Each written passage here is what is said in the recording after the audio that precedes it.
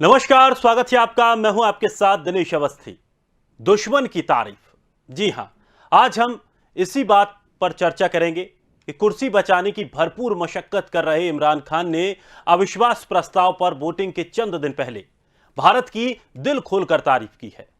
इमरान ने रूस यूक्रेन जंग का जिक्र करते हुए भारत की फॉरेन पॉलिसी को बेखौफ बताया। उन्होंने कहा कि हमारा पड़ोसी मुल्क है भारत, आज मैं उसकी दाद देता हूं। उसकी डिप्लोमेसी आजाद है। अमेरिका और पश्चिमी देशों ने रूस पर तमाम पाबंदियां लगाई हैं, लेकिन भारत बेखौफ होकर उसे तेल खरीद रहा है। इमरान ने इशारे ही इशारे में यह भी कहा कि पश्चिमी देश और अमेरिका उनके खिलाफ साजिश कर रहे हैं। उन्होंने कहा कि पिछले दिनों यूरोपीय यूनियन के नेताओं ने मुझ पर दबाव डाला कि मैं यूक्रेन पर हमले के लिए रूस की निंदा करूं। यह भी कहा गया कि रूस का दौरा कैंसिल करूं। मैं इनकी बात मानने को तैयार नहीं था। मेरा सवाल बहुत सीधा है, क्या यह मुल्क पाकिस्तान को अपना गुलाम समझते हैं? भारत के बारे में तो वो कुछ कह नहीं सकते, वहां उनकी हिम्मत क्यों नहीं होती है? इमरान के इस बयान को अब किस रूप में लिया जाए? क्या सचमुच वैश्विक बिरादरी में हमारा दबदबा बढ़ा है? और यही वो सवाल है जिन पर आज हम बात करेंगे, लेकिन उससे पहले आपको सुनाते हैं कि इमरान खान ने भारत की तारीफ में क्या कुछ कहा है। मैं आज हिंदुस्तान को दाद देता हूं। इन्होंने हमेशा आजाद फॉरेन पॉलिसी रखी। आज हिंदुस्तान उनके साथ मिला हुआ है, उनका अलायंस है। क्वाड के अंदर अमेरिका का अलायंस की हुई है और अपने आप को वो कहता है मैं न्यूट्रल हूं। रूस से तेल मंगवा रहा है जबकि सैंक्शंस लगी हुई हैं, क्योंकि हिंदुस्तान की पॉलिसी अपने लोगों की बेहतरी के लिए है। तो इमरान के मुंह से भारत की तारीफ, सवाल कई पैदा होते हैं। आज इसी पर हम चर्चा करने जा रहे हैं। चलिए मेहमानों से आपका परिचय कराते हैं। हमारे साथ राजेश भारती, रक्षा विशेषज्ञ, अभिषेक खरे, विदेश मामलों के जानकार। दोनों मेहमानों का बहुत बहुत स्वागत है। सबसे पहले अभिषेक खरे, आपसे जानना चाहेंगे, आखिर इमरान भारत की इतनी तरफदारी, इतनी तारीफ क्यों कर रहे हैं?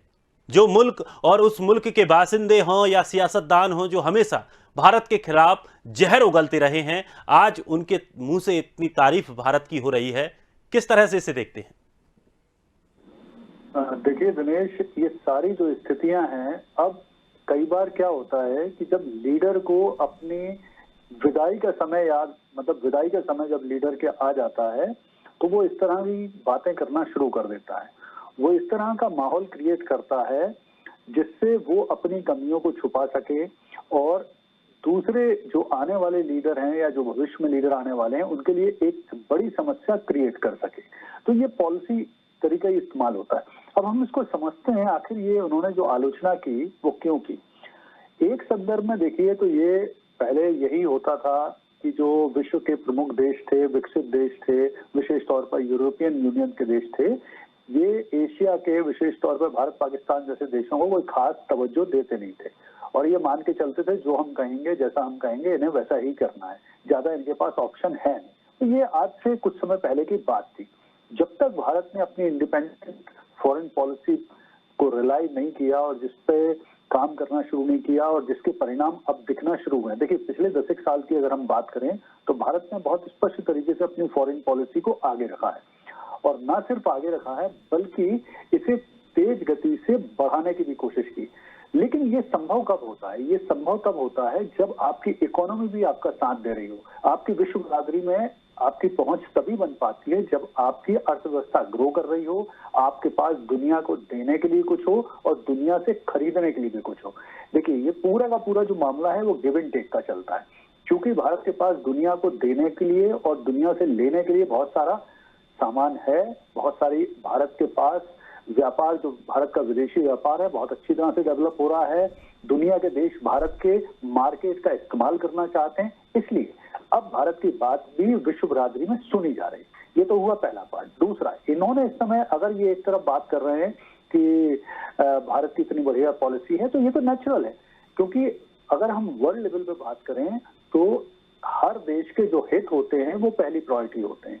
हर देश के लिए उसके हित पहली प्रायोरिटी। अगर आज की डेट में हम बात करें, रूस यूक्रेन लड़ रहे हैं, वो उनकी अपनी प्रॉब्लम है, लेकिन अगर इससे नुकसान भारत अगर अमेरिका की बात मान लेता कि रूस पे उनने प्रतिबंध लगाए हैं, तेल का आयात ना करे, और भारत ये बात मान लेता, तो अल्टीमेटली भारत को भारी नुकसान होता। और जबकि रूस उल्टा हमको ऑफर कर रहा है 25% डिस्काउंट पे वो तेल देने का।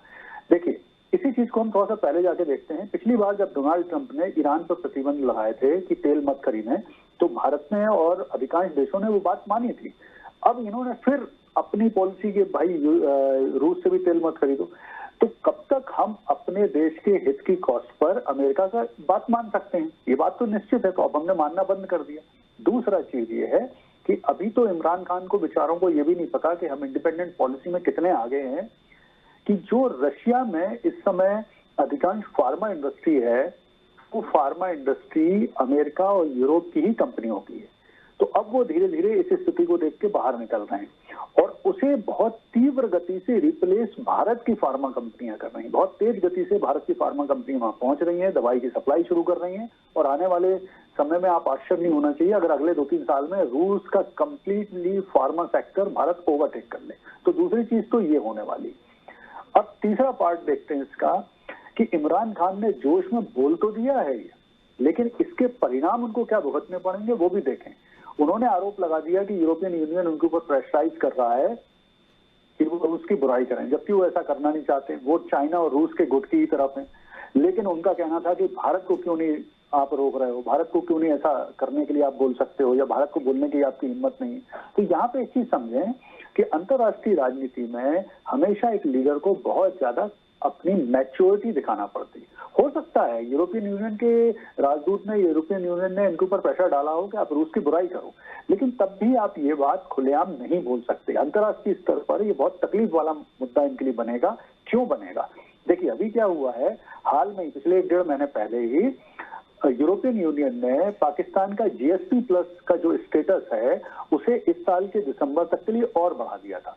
तो ये तो उनको सीधा सीधा बेनिफिट दे रहे थे वो। लेकिन अब ये जब 2 लाइन बोल चुके हैं, जीएसपी प्लस स्टेटस में ये होता है कि पाकिस्तान के जो एक्सपोर्ट होते हैं उनको बहुत सारा टैक्स छूट मिलती है यूरोपियन यूनियन के मार्केट में। लेकिन अब ये जो बयान दे दिया है इनने, तो ये बयान इनके ऊपर उलट के कितना तकलीफ देगा ये शायद इनको आने वाले 3-4 महीने में समझ में आएगी, जब यूरोपियन यूनियन हो सकता है जो जीएसपी प्लस इनका स्टेटस है इसे छीन ले या जीएसपी प्लस स्टेटस में कमी कर दे, तो इनको बहुत तकलीफ आने वाली है। और इससे तो जो खस्ता हाल ऑलरेडी अर्थव्यवस्था है पाकिस्तान की, उसकी और स्थिति खराब हो सकती है। तो स्थितियां हमारे लिए क्या अच्छा है वो हम बताता हूँ। हमारे लिए अच्छा है कि एक ऐसा देश जो पूरे समय साल भर जिसका काम ही है भारत की बुराई करना, भारत की विदेश नीति की, भारत के लीडर की, हर की बुराई करना, लेकिन कहीं ना कहीं जाके अगर वो एक्सेप्ट कर रहे हैं इस चीज को, इसका मतलब है ये भारत की बहुत बड़ी कूटनीतिक विजय भी है कि एक ऐसा दुश्मन देश जिसका वजूद ही भारत की बुराई पे टिका है वो हमें एक्सेप्ट कर रहा है। और ये जीत किसकी है? तो ये जीत प्रमुख रूप से मैं कहूंगा जो हमारे विदेश मंत्री हैं एस जयशंकर, उनकी नीतियां और उनके प्रयासों की, नंबर 2 मोदी जी, और नंबर 3 भारत सरकार की जो स्पष्ट विदेश नीति है उनकी जीत है। और ना सिर्फ जीत है बल्कि इस पर स्पष्ट रूप से अब मोहर भी लग रही है कि किस तरह से पूरी दुनिया में भारत को स्वीकार किया जा रहा है। यहाँ एक और पॉइंट को बताना बहुत जरूरी है कि भारत क्वाड का मेंबर होते हुए भी क्वाड से अलग हटके अपनी नीति रख रहा है।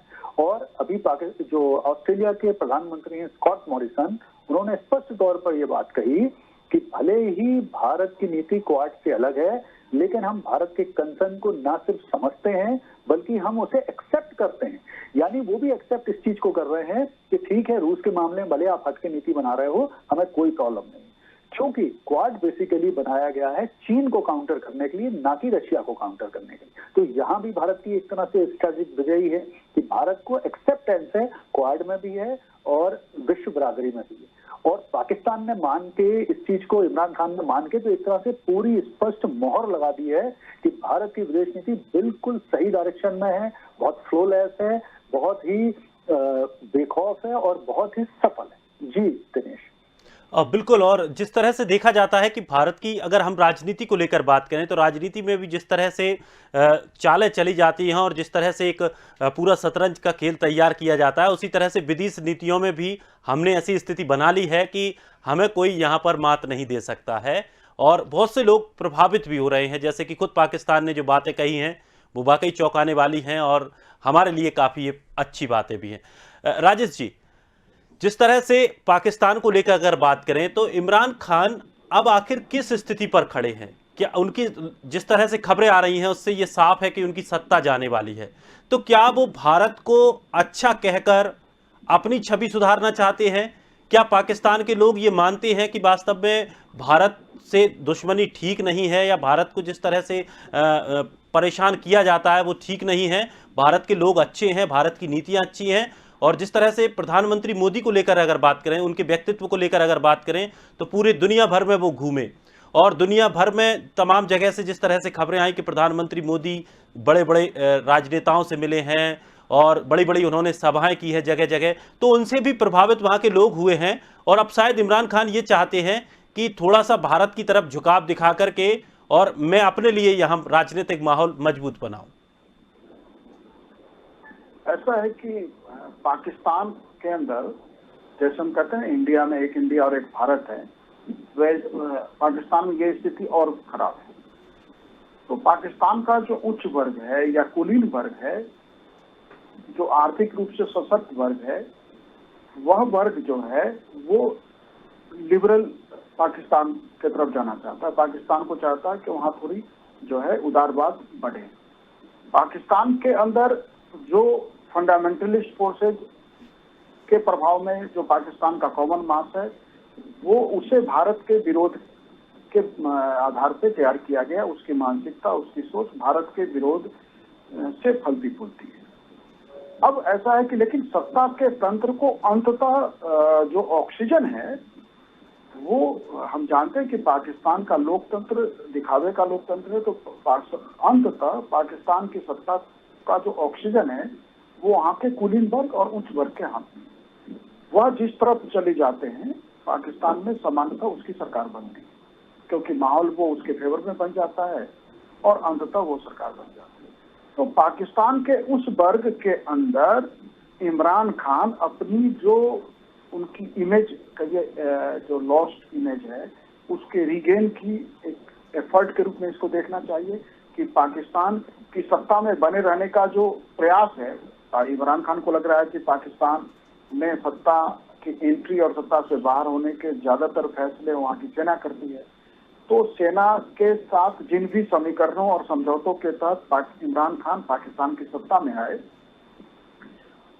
वो समझौते और समीकरण तो ऑलमोस्ट वैसे ही हैं, लेकिन अंततः वहाँ की सरकार को दो फ्रंट पे काम करनी होती है। एक, जनता को भी सेटिस्फाइड करना है, तो जनता के प्रति सारी रिस्पॉन्सिबिलिटी और अकाउंटेबिलिटी सरकार की और सेना की नाराजगी भी बनना हो। तो ऐसे जो है दोधारी तलवार पे पाकिस्तान के तंत्र को चलना होता है। इमरान खान सेना के साथ तो किसी बड़े मतभेद में नहीं गए, और सामान्यतः हम कह सकते हैं कि सेना का उनको साथ रहा। थोड़े बहुत मतभेद की खबरें आई, लेकिन वो उस तरह की बातों को ज्यादा ध्यान नहीं दिया जाता अंतर्राष्ट्रीय राजनीति। लेकिन पाकिस्तान की आवाम के लेवल पे इमरान खान असफल हो गए। आवाम को जिस तरह से महंगाई या वहाँ की दूसरी समस्याएं, बेरोजगारी जो है वहाँ की आवाम को परेशान कर रही है, आर्थिक हालात चिंताजनक है, विदेशी मुद्रा भंडार पाकिस्तान का बहुत कम है, पाकिस्तान को अपने अंतर्राष्ट्रीय पेमेंट्स के लिए जो है चीन या अन्य देशों की तरफ देखना पड़ता है। तो ऐसे में इमरान खान ने जो है आम लोगों के अंदर अपनी सहानुभूति या कहिए कि अपना जो उनका एक लीडर के रूप में इमेज है वो खोया है, कमजोर हुए हैं। तो सत्ता में बने रहना या जाने का सवाल अंततः जो है सेना बहुत नाराज नहीं है। दूसरी बात है कि जो मैंने वही कहा कि जो उच्च वर्ग और कुलीन वर्ग है, तो ये उसको खुश रखने की वो नीति है। और भारत के अंदर जो की एक दुश्मन देश के प्रधानमंत्री ने हमारे विदेश नीति की तारीफ की, हमारे विदेश मंत्री बहुत अच्छा काम कर रहे हैं। हमारे विदेश मंत्री का काम तो हम भूटान तक में समस्या झेल रहे हैं, हम नेपाल में समस्या झेल रहे हैं, हम श्रीलंका बांग्लादेश में नहीं कुछ कर पा रहे हैं। तो ये तो एक अलग इशू है। लेकिन जो है, और हम जानते हैं कि पाकिस्तान की सरकार या एक कमजोर देश हो या एक मजबूत देश हो, अंततः जो सत्ता में बैठे लोग होते हैं उनकी पहली, और उसमें भी एक अविकसित, एक अंडर डेवलप डेमोक्रेसी के तंत्र को इमरान खान चला रहे। वहां इमरान खान किसी कूटनीति के साथ बात कर रहे हैं, निश्चित रूप से कर रहे हैं, लेकिन वो कूटनीति अंतर्राष्ट्रीय नहीं, आंतरिक है। वो अंतर्राष्ट्रीय स्तर पर कोई मैसेज नहीं दे रहे हैं, वो सारा मैसेज पाकिस्तान के अलग अलग क्लास के लिए अलग अलग तरीके से मैसेज है। एक तरह से सेना को भी दबाव में लेने की कोशिश है कि हम भारत के साथ बातचीत चाहते हैं। एक इसका मैसेज ये भी है कि इस तारीख के बाद वो सिग्नल दे रहे हैं कि हमारे तंत्र को कि हम बातचीत के लिए तैयार हैं। तो कई तरीके से देखना चाहिए। और हमारी विदेश नीति, या हम ईरान के साथ हमने तेल नहीं खरीदा, अमेरिका के दबाव में झुक गए और अब नहीं झुक रहे हैं। अब इसलिए नहीं झुक रहे हैं कि यहाँ दो मजबूत दुनिया के देश एक दोस्त हो चुके हैं, रूस और चीन। अब रूस पूरी तरह चीन के यदि साथ चला जाता है तो भारत के लिए और बड़ी समस्या हो जाएगी। तो हम अपनी उस मजबूरी, अंतर्राष्ट्रीय राजनीति की मजबूरी में हम सब जानते हैं, आपने भी अपने चैनल पे कई बार ये बात उठाया है और हम लोगों ने भी बोला है कि 60% से अधिक हमारे आर्म्स एंड एमुनेशन तो रशियन मेड है। तो आप रशिया को उस तरह से डील नहीं कर सकते हैं। और तब जब खासकर शी जिनपिंग और पुतिन के बीच जो सौहार्दपूर्ण संबंध धीरे धीरे डेवलप हो रहे हैं, वो तो हमारे लिए और भी एक खतरा है। तो ये कहना कि भारत की विदेश नीति स्वतंत्र विदेश नीति है, स्वतंत्र विदेश नीति के बजाय हर देश अपने आंतरिक नीतियों के हिसाब से अपनी विदेश नीति तय करता है। और पाकिस्तान ने यदि स्वागत किया है तो हमें इस बात का स्वागत कर सकते हैं कि हमारे देश की विदेश नीति को स्वीकार किया है पाकिस्तान। बिल्कुल। अभिषेक सर, एक बात यहाँ पर और जानना चाहेंगे कि जिस तरह से आपने कहा जो यूरोपियन कंट्री है, पाकिस्तान ने खुद कहा कि उन पर दबाव बनाया जा रहा था रूस का विरोध किया जाए, और ऐसे में इमरान खान भारत की तारीफ कर बैठे। क्या चाइना की नाराजगी पाकिस्तान पर नहीं बढ़ेगी, या चाइना का क्या कुछ रुख रहेगा भारत की तारीफ करने पर? अभी स्थिति इमरान खान के सामने ये आ गई है कि उन्होंने ये देखिए, अब उनकी लास्ट कोशिशें हैं। मुझे लगता है कि उनको रिजाइन ऑलमोस्ट अगले एक हफ्ते के अंदर करना ही है। तो ये वो लास्ट ऐसी कोशिशें कर रहे हैं कि या तो वो सफल हो, या जो आने वाले उनके बाद के लीडर हैं उनके लिए एक बहुत बड़ा क्वेश्चन मार्क छोड़ें। जैसे भारत की तारीफ करके ऐसी स्थिति में एक तो उन्होंने पाकिस्तान सेना पर प्रेशर बनाने की कोशिश करी, नंबर 1। नंबर 2, उनका जो प्रयास था कि एक उन्होंने OIC की, ऑर्गेनाइजेशन ऑफ इस्लामिक कंट्रीज की मीटिंग भी अपने यहाँ बुलाई थी, जिसमें आपको याद होगा उन्होंने हुर्रियत के नेता को भी बुलाया था, लीडर को भी बुलाया था कि आप भी आओ और अपनी कश्मीर की समस्याओं को बताओ। इसका भी भारत ने बहुत पुरजोर विरोध किया था, जिसको लेके जो OIC कंट्री हैं उनमें से बहुत से OIC कंट्रियों ने भारत का समर्थन किया था कि ठीक है, आपके आंतरिक मामलों में दखल हो रही है। तो बहुत सारे इंपॉर्टेंट जो OIC कंट्री हैं अब वो शायद पाकिस्तान में जाएंगे भी नहीं। तो वहां भी भारत की जो विदेश नीति वो काफी कुछ सफल रही। तीसरी चीज है कि अब पाकिस्तान में इमरान खान के ऊपर इतना ज्यादा प्रेशर हो रहा है कि उनकी जो सबसे बड़ी समर्थक है, जो सेना थी, जो बाजवा थे, ये सभी अब धीरे धीरे उनसे हाथ हटाते जा रहे हैं। उनकी खुद की जो पार्टी है पाकिस्तान तहरीक-ए-इंसाफ, उसमें भी विद्रोह होने लगा है, उसमें भी लोग उनसे बगावत कर रहे हैं, उसमें भी उनके जो सांसद हैं उनका साथ नहीं दे रहे हैं। तो इस तरह से विपक्षी तो कर ही रहे हैं, पाकिस्तान में उनकी खुद की पार्टी नहीं कर रही है, सेना साथ नहीं दे रही। तो अब जब तीनों ही धड़े, जो प्रमुख धड़े हैं पाकिस्तान के, वो साथ नहीं दे रहे, तो ऑलमोस्ट इनकी विदाई तो इमरान खान की तय हो चुकी है। अब ये तो मैटर ऑफ टाइम है कि कितने समय के बाद, हफ्ते भर 10 दिन में उनकी विदाई हो। तो वो इस बीच में ऐसी क्रिएट करने की कोशिश कर रहे हैं, कोई नया ऐसा शिगुफा छेड़ने की कोशिश कर रहे हैं जिससे शायद उनको कुछ माइलेज मिल सके पाकिस्तान में, विश्व बिरादरी में, या ना भी मिले माइलेज तो कम से कम वो ऐसी परिस्थिति को क्रिएट कर ही रहे हैं कि आने वाला जो लीडर होगा पाकिस्तान में वो निश्चित तौर पर प्रेशर में आएगा। और रही बात अब चाइना की, तो देखिए चाइना की क्या है कि पाकिस्तान में इस समय पिछले अगर 6-8 महीने का आप विश्लेषण करेंगे तो चाइना और पाकिस्तान के संबंध हैं, लेकिन अब चाइना पाकिस्तान को लोन नहीं दे रहा है। पिछले 6-8 महीने से लगातार चाइना कोशिश कर रहा है, पाकिस्तान कोशिश कर रहा है कि चाइना से बड़े लोन ले लिए जाएं, लेकिन वो भी अब वो नहीं दे रहा है, क्योंकि उसकी प्रायोरिटी है कि कैसे भी तो आप जो CPC है उसे स्टार्ट कराओ। उसकी गति बहुत धीमी चल रही है।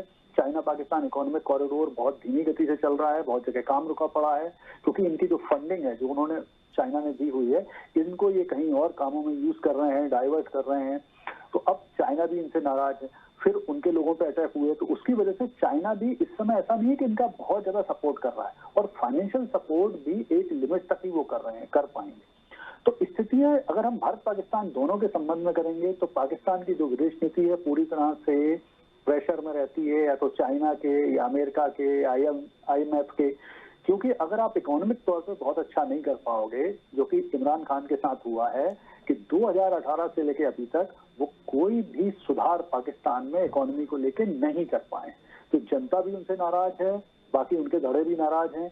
तो ऐसा नहीं है। देखिए, एक और मैं आपको चीज बताता हूँ कि पाकिस्तान में इमरान खान की जगह कोई भी आ जाए, अभी वो कम से कम इकोनॉमी पाकिस्तान की सुधरने वाली अगले कुछ सालों तक बिल्कुल नहीं, क्योंकि जो उनकी पॉलिसियां हैं, लॉन्ग टर्म पॉलिसी हैं, वो ही उनमें ही प्रॉब्लम है। और आईएमएफ की जो शर्तें हैं, अगर वो मानते हैं, जैसे उन्होंने मानी, उसका ही परिणाम है कि अब इनको जाना पड़ रहा है, इस्तीफा देना पड़ रहा है, क्योंकि आईएमएफ की शर्तें बहुत कड़ी हैं और अब इनको पास कड़वी गोली खाने के अलावा कोई रास्ता बचा नहीं है।